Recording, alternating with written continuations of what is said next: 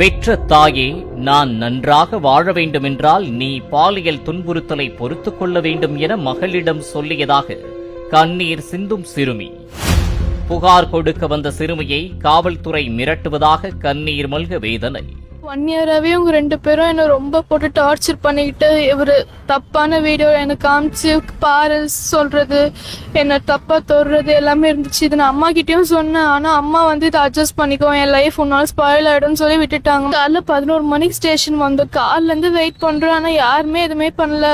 அவங்கள அமிச்சு இந்த மாதிரி நான் வேற ஒரு பையன் கூட இது பண்றேன் அப்படின்னு சொல்லி இது பண்ணி காலில இருந்து அவங்க அனுப்ப மாட்டாங்க. ஹோம்ல தான் விட போறாங்க. நீ உங்க அம்மா கிட்ட தான் போனோம், வேற வழி இல்லைன்னு சொல்லி 2 பேரும் மிரட்டினாங்க. இதுக்கப்புறம் நீ எங்கேயும் போக முடியாதுன்னு சொல்லி உட்கார வச்சாங்க. வெளியவும் என்ன அனுப்பல.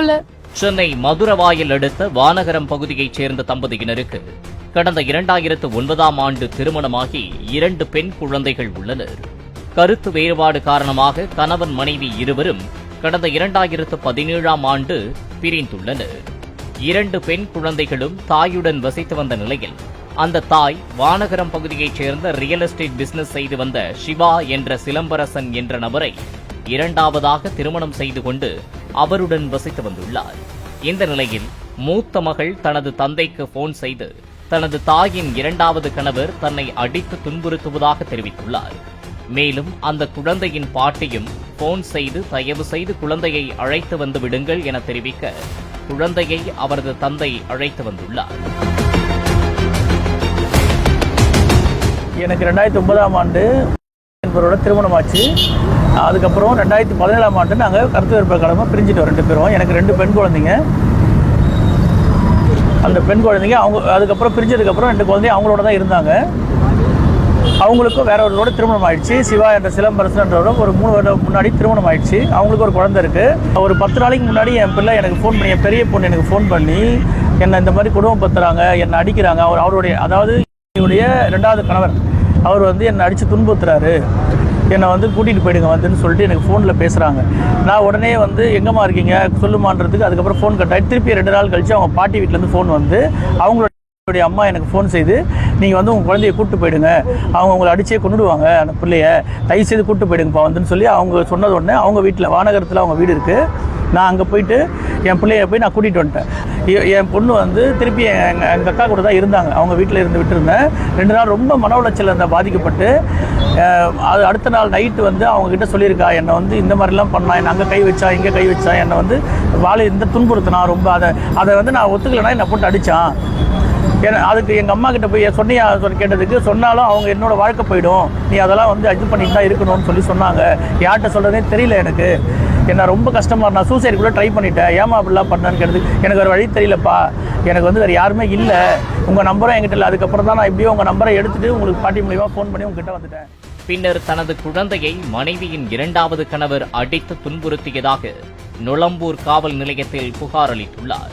இதனையடுத்து தனது சகோதரியின் வீட்டில் மகளை தங்க வைத்தபோது அந்த சிறுமி அம்மாவின் 2வது கணவர் கடந்த 1 வருடமாக ஆபாச படத்தை காட்டி துன்புறுத்தி வந்ததாகவும் பாலியல் துன்புறுத்தலில் ஈடுபட்டதாகவும் தெரிவித்துள்ளார்.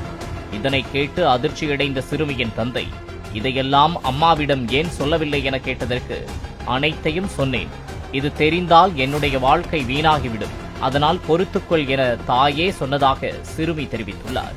மேலும் தனது தங்கைக்கும் பாலியல் துன்புறுத்தல் நிகழ்ந்ததாக சிறுமி தெரிவித்துள்ளார். 1 இயராவே இவங்க 2 பேரும் என்ன ரொம்ப போட்டு டார்ச்சர் பண்ணிக்கிட்டு இவரு தப்பான வீடியோ எனக்கு காமிச்சு பாரு சொல்றது,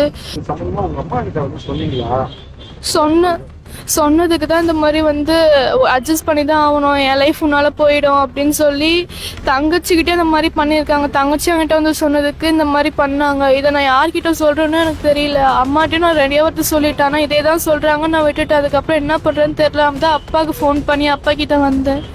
நடந்ததையெல்லாம் கேட்டு அதிர்ச்சியடைந்த தந்தை மாங்காடு மகளிர் காவல் நிலையத்தில் புகார் அளிக்க சென்றபோது இது எங்கள் காவல் நிலைய எல்லைக்குள் வராது என போலீசார் தெரிவித்ததால் மதுரவாயல் மகளிர் காவல் நிலையத்தில் புகார் கொடுக்க சிறுமியையும் அவரது தந்தை அழைத்துச் சென்றுள்ளார்.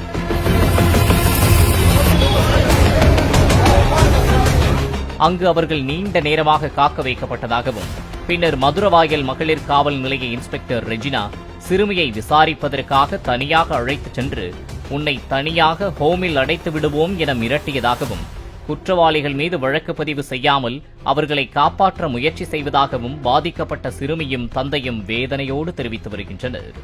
புகாரே என்கிட்ட வாங்கல, காலையில இருந்து பாப்பா விசாரிக்கிறேன்னு சொல்லி அவளை மிரட்டி இவ்வளவு நேரமா அவளை உட்கார வச்சு அவங்க கூட போ நீ யார் மேல புகார் வச்சுன்னா அவங்களுக்கு சாதகமா பண்ணிட்டு இருக்காங்க. இது என்ன அவங்கள வர வச்சு வேற பேசுறாங்க. என்கிட்ட கம்ப்ளைண்ட் கூட வாங்கல. மத்தியானத்துல இருந்து நாங்க உட்காந்துட்டு இருக்கோம், யாருமே சாப்பிடாம தண்ணி குடிக்காம குழந்தைய உட்கார வச்சு அவ்வளவு நினைச்சு சித்திரவதை பண்ணிருக்காங்க. இது என்ன சார்? இது நியாயம் கிடைக்கும் தானே காவல் நிலையம் வரும். காவல் நிலையத்திலே இப்படி பண்ணா அப்புறம் எப்படி சார்? இதுக்கு தக்க நீதி வேணும் சார். இது மக்கள் எல்லாரும் பார்க்கணும். இதுக்கு சார் எனக்கு நீதி வேணும். என்ன மாதிரி எவ்வளவு தகப்ப பாதிக்கப்படுறோம். குற்றவாளிகள் மீது நடவடிக்கை எடுக்காமல் பாதிக்கப்பட்ட சிறுமியை போலீசார் மிரட்டியதாக கூறப்படும் சம்பவம் பெரும் அதிர்ச்சியை ஏற்படுத்தியுள்ளது. பாலிமர் செய்திகளுக்காக மதுரவாயல் செய்தியாளர் ரியாஸ் அகமது.